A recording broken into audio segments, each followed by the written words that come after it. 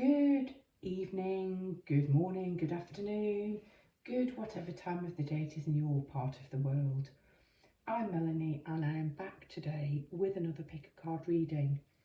This reading is going to be entitled Past Life Lessons. Who are you? What do you need to remember from the past, from lives you have lived before, to reawaken to, which will help align you to who you are? Just remember just who the F you are is all I'm getting in my head with these readings. I have drawn 4 cards. I'm going to split this reading into part 1 and part 2. So what you see in front of you are the first 2 cards.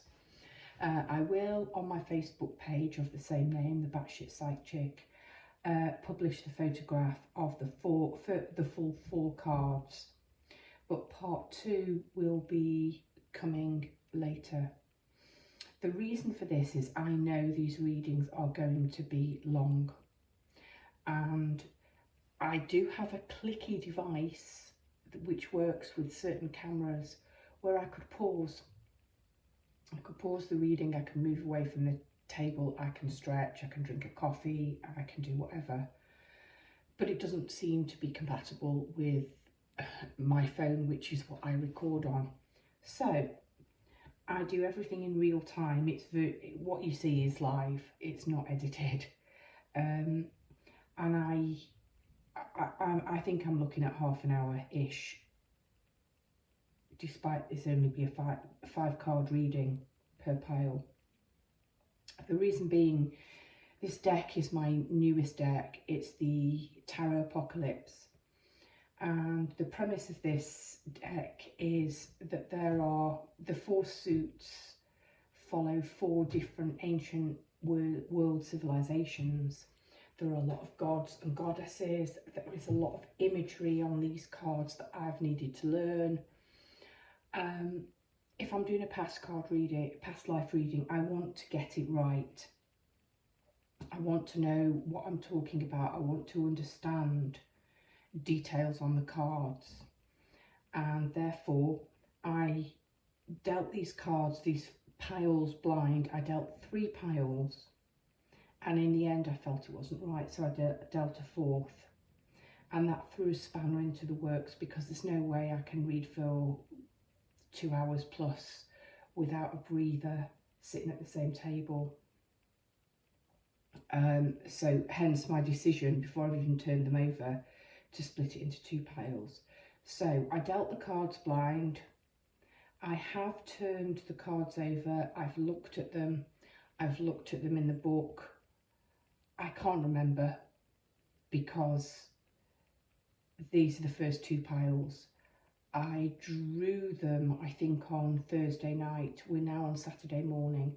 They sat on the table face up in 4 columns, and I've glanced and I've gone away. I went to work.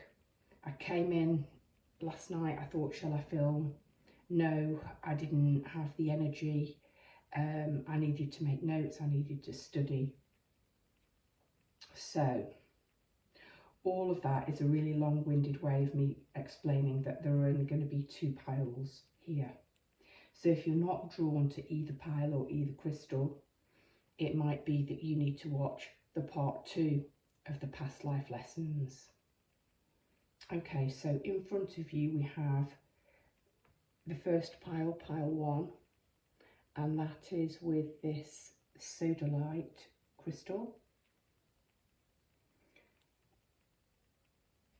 And the second pile, pile 2, is with this carnelian crystal. So choose which of the 2 piles you're drawn to, and I shall meet you at your reading. Hello, pile 1, round about 4:30. If you were drawn to this blue sodalite crystal, then this is your past life lessons reading.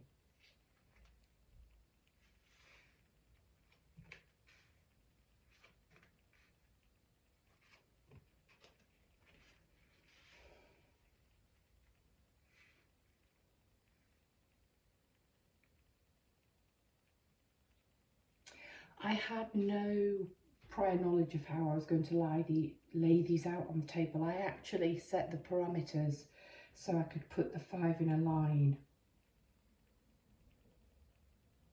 But that feels comfortable. I feel like they can all talk and chat to one another and maybe inform one another. Okay.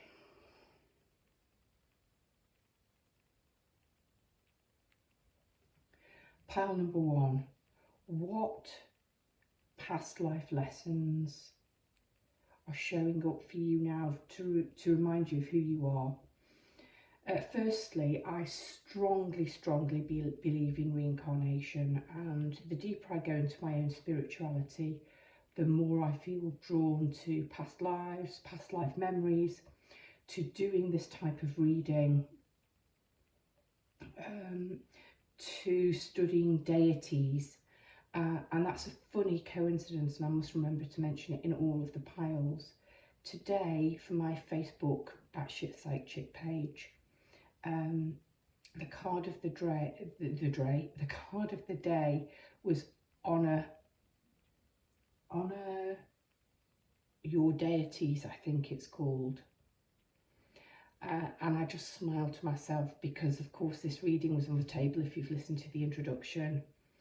And all of these cards, the 4 suits, all belong to 4 different civilizations who worship different deities, had different cults, sections, even within their own mainstream religious, spiritual set of beliefs. So,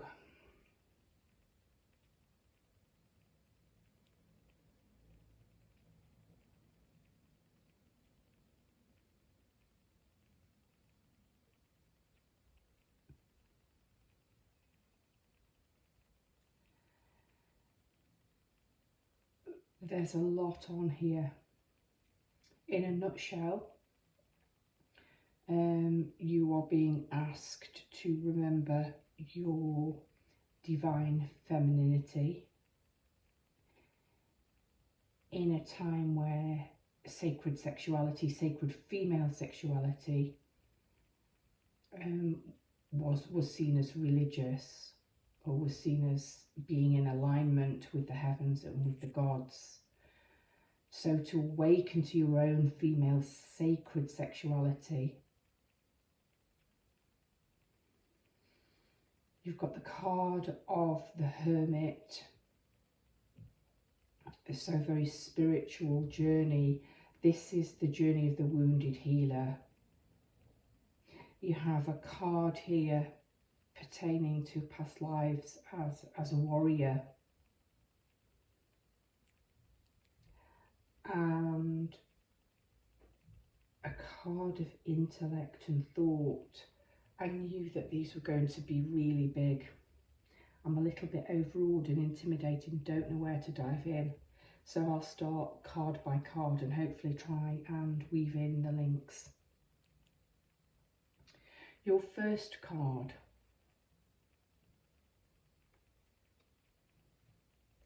is the card of the Empress.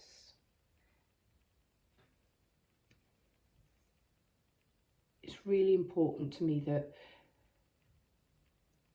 you get a good look at these cards.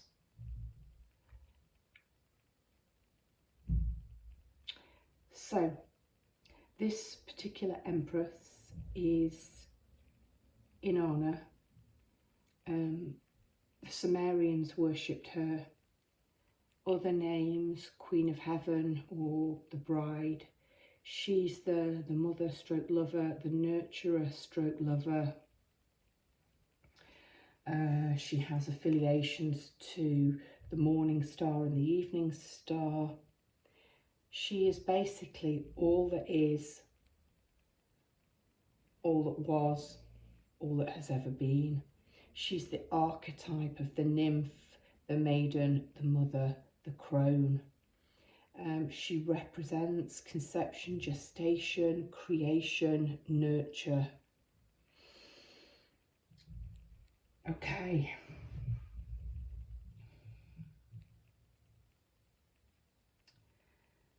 I am drawn to the very supine position she's reclining in,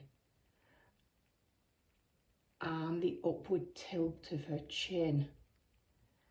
Very confident in her sexuality, in her sensuality, in her body, in who she is. She's beautiful, she's wearing cosmetics, and she's draped in blue, and interesting that there are a lot of blue cards on the table, and I chose to put a blue stone on this pile, and that wasn't a conscious choice. The cards were face down. We've got the red of the pomegranate here, being a nod to the fertility, all of the seeds that the pomegranate bears. We've got the exotic parrots. There are 1, 2, 3, 4 parrots on here.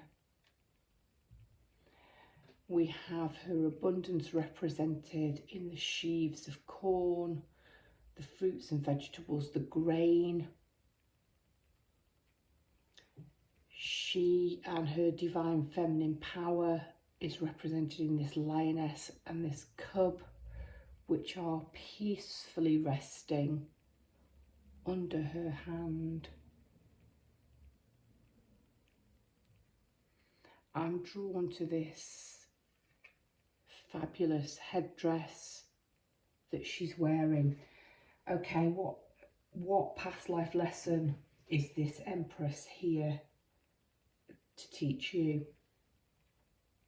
Well, Inanna was the goddess of love, of fertility, of sensuality, of art, of civilization, of midwifery. She is at once the human and the touchable, but also the divine. The Inanna was childless. She was never a mother. She's a mother, a birther of nations. She has been goddess, wife to kings who have married her in a ritualistic ceremony to imbue them with the life-giving, nurturing qualities of this goddess. So we're talking bringing the floods to fertilise the fields, to grow the crops, to feed the people. So in that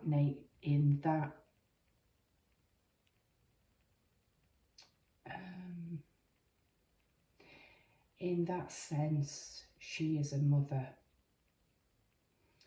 She aids and supports both the maiden and the nymph through the transition to, if you like, the bride-to-be and the young, fertile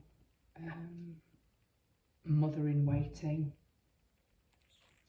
She is supposed to support brides on their wedding nights, to send them sweet dreams of sacred sexuality so that they will unlock their own female power and pleasure and enjoyment. She is the midwife to aid women in childbirth. As I've said, earthly kings have married Inanna in sacred rituals in order to connect more strongly to the divine feminine and the female essence of rulership. I'm not going to go to the Hermit next. I'm going to go to this Queen of Wands, because also another card of a really divine feminine. We've got Hathor representing the Queen of Wands here. So the goddess of joy, inebriety, enchantment. The golden one with several names of this particular goddess. in the Egyptian culture.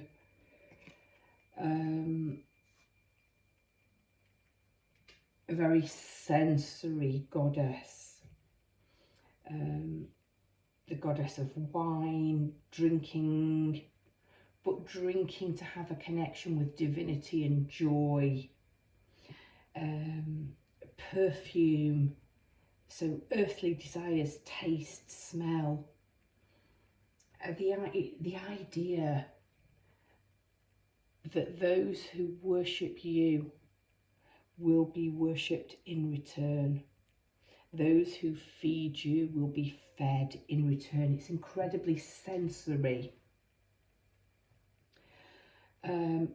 She is connected to ecstasy, music, song.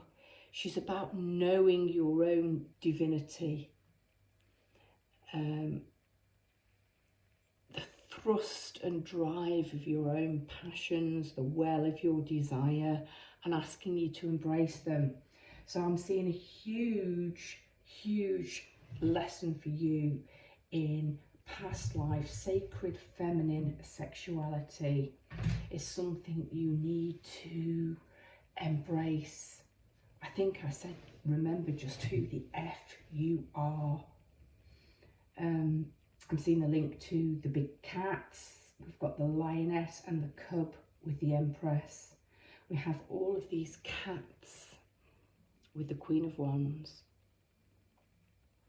The most noticeable is this first Siamese cat down here, who is holding her blue and gold, which is colour of royalty, her staff, her sceptre. I don't know what the Egyptians would call this sign of royalty. The black and the white, so card of balance. Amazing green eyes with this black cat here. She's embracing this black cat. We have this beautiful tabby down here. We've got dragonflies of transformation. In the background, we have her temple priestesses, the maidens to Hathor, dancing this sacred dance of wine, sinuous movement, flow. The queens represent the watery element of fire. So whereas the King of Wands is the fiery element of fire, the Queen is more flowing. She can present as egotistical and superficial. She's the hostess of hostesses, she's the social butterfly, but in fact this is about charisma. This is about making sure that people have a good time, oiling social gatherings, wine, good food, music, dance. You would not go away from a party with this queen without feeling that it's been the most fabulous venue that you've been to. And I think her role is to smooth possible wars or conflicts with good humour, with good grace, with a good party and entertainment. So there's a very, very, very strong message, call, reminder here to remember that you are this golden one, to know your own divinity, to embrace your own passions.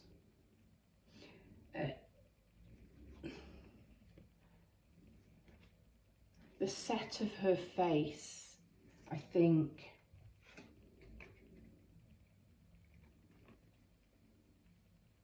is more haughty than and confident than the Empress, who's already up there, so possibly she doesn't need to try so hard. This is the idea that you will be owned by none other than yourself.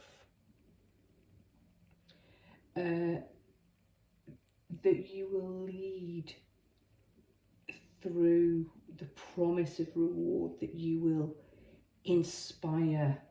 You have all of those qualities. It's time to call them back online. It's time to not just awaken, but reawaken. You have been these divine feminines in past and ancient lifetimes. You have been venerated, you have been worshipped by both, interestingly, females and males. You are the cult of the divine feminine. Okay, I'm going to move to the Hermit. This Hermit is represented by Inuit shamanism, in particular the Angakok, which can be masculine or feminine, but it is depicted here as a feminine. So we've got 3 feminine cards on the table. I will hold her up again. What I'm getting here very much is you've been the beautiful nymph, maiden, mother-to-be, female, desired female. Here you're showing up as the crowned one. People have commented on my use of crone and my referring to myself as crone, and that they dislike it. No, it's an honour. It is the crowned one. It is the enlightened one, Kronos. The wise woman. This particular hermit has travelled to the shadows. She is a visionary, she's a dreamer, she's a walker of ways. She understands the underworld.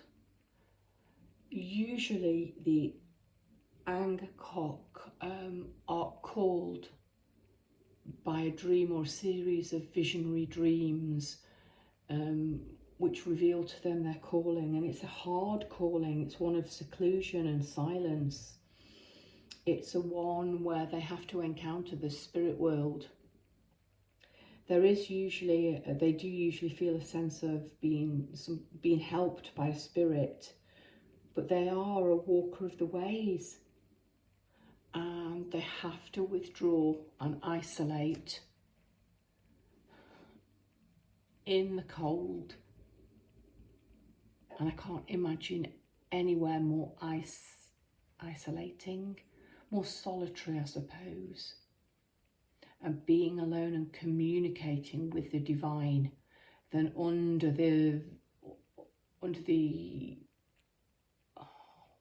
Arctic lights, under this North Star, in the Arctic, in this extreme cold, just with this huge, vast, snowy wilderness, beating out your call to the divine.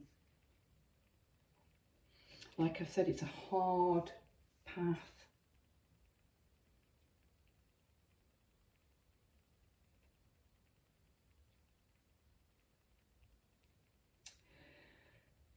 But the Angakok were known as healers, but wounded healers or empowered healers,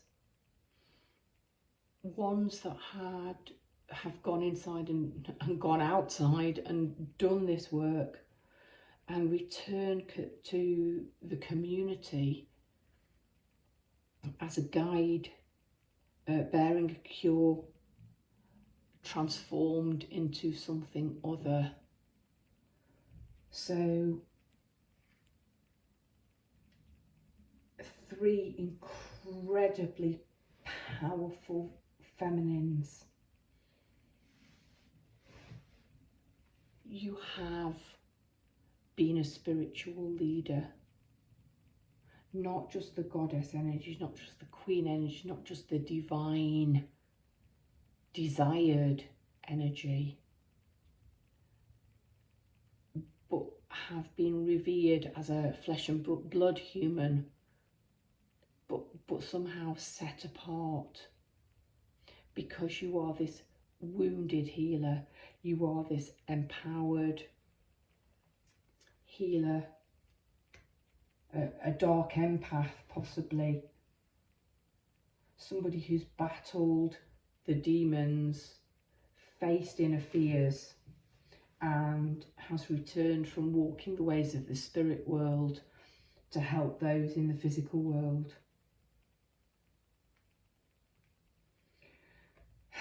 5 of Wands, great card for the 5 of Wands, and really helps me understand it, within all of this, your role. So it's a card of conflict and it's a card of fight. Here we have the 5 Egyptians taking part in a hippopotamus hunt. This to me tells me you've been a warrior and you've been a hunter in a previous life. Interesting that we've got 3 cards here now relating to hot or Egyptian or kind of African type cultures, ancient cultures. First card with masculines on, and we have these 5 warriors all pitting themselves in the joy of battle. This is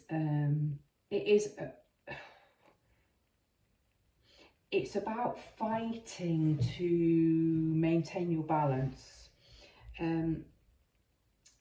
These 2 cards are quite serene, a life of luxury and indolence.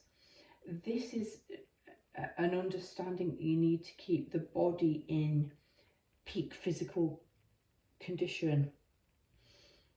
And it's the joy of the battle, it's the revel in the chase and the chaos and the challenge of destruction. It's a need for uprising. And I'm actually quite pleased, despite all of this, the Hermit can be masculine or feminine, the Angakok can be male or female. It happens to be female here. But I'm pleased to see this divine masculine in here, and this need to fight, to stop the indolence. So for example, the Romans just became so reliant on slave labour and having other people to do things for themselves that they basically imploded and allowed people that had more energy, more fitness, more exercise, more desire, more fight, more passion to overthrow them. In the end, they were a product, I suppose, of their own success. So this card, I think, is a card reminding that you've been a warrior, you've tested your mettle, you have kept yourself in top form. You have demonstrated your skill and bravery. I think you are all elements of these warriors. This one is down on his knees. He's been gored. He's been hurt. These 2 are in the position of stabbing the hippopotamus in the mouth. This one is poised to do so. This one's flexing his muscles and showing off at the top here.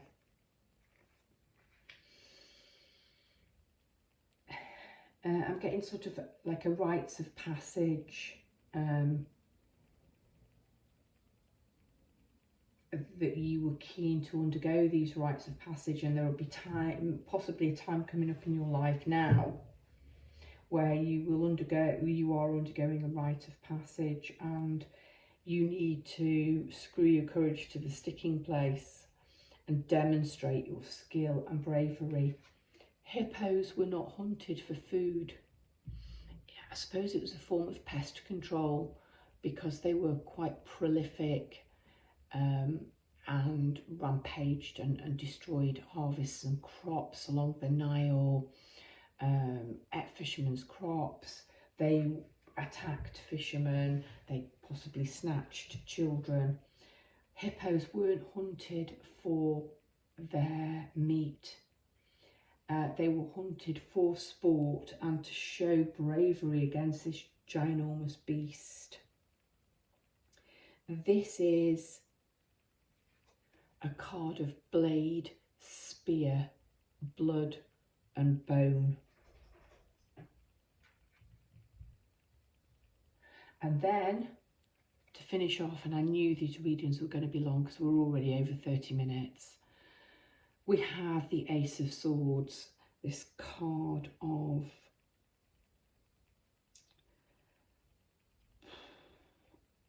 order, law, mental clarity. This comes from the suit of the Norse gods. Behind the sword is the Tree of Life. I don't even want to attempt the Norse pronunciation. Also known as Odin's Gallows. So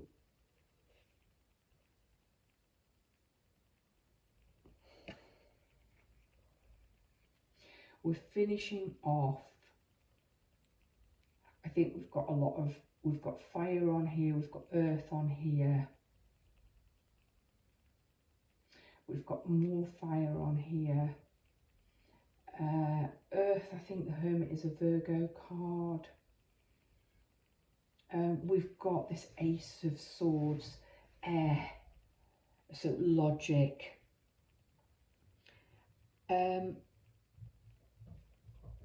This is a card of mental processes. It's perception, it's listening, it's observing, it's thoughts, it's ideas, it's communication. It's the idea that before you can speak, there has to be the formulation of thoughts and ideas, and then they have to be organised and brought into order. It's about impartiality.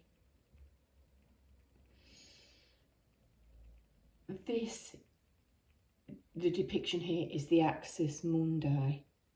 It's, as I say, Odin's gallows tree. So Odin voluntarily hung himself upside down, often represented as the hanged man, to gain enlightenment. So we've got this Tree of Life and the idea that the roots go down, down, down deep and tap into the wells, the water, which feeds everything else. On his journey down into the underworld, he meets with the Norns,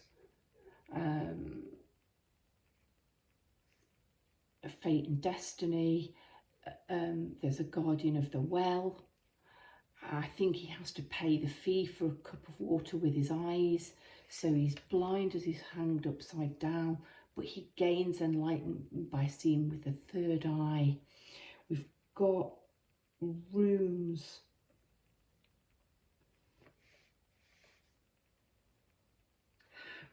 All over Odin's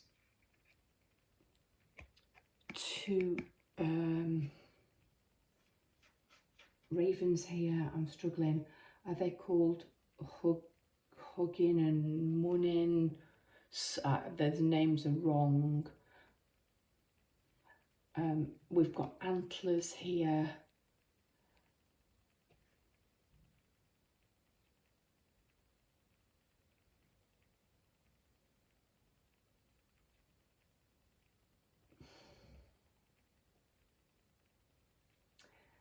There's the moon, there's the sun. This is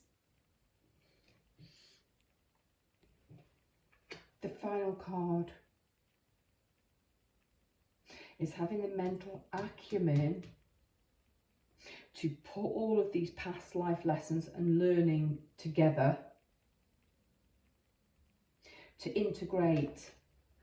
I was poking at those two ravens chattering to each other, but you've got this this squirrel here clinging on to the main branch, if you like, this sword. And squirrels are abundant.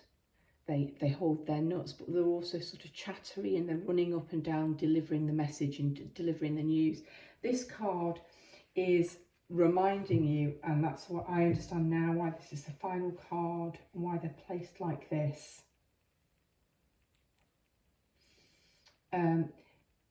It's an integration.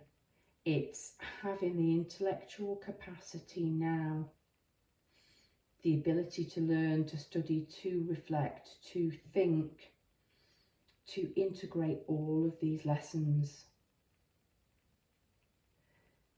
That of the divine feminine, it doesn't matter if you're female or masculine. Look, you're showing up as both. You have experienced lives as the divine feminine. You have experienced lives as the young male initiate. You have been the seeker, the wounded healer, the empath, the outsider. You have been the queen who has been worshipped for your desirability, as your Hathor, your fecundity. And you are now holding the Ace of Swords and able to integrate all of the learning. You are able to articulate.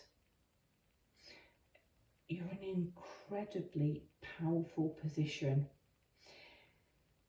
If I had to say that there was one strong lesson, it would be to listen to your body, to move with your body, to work with your sensuality and your sexuality.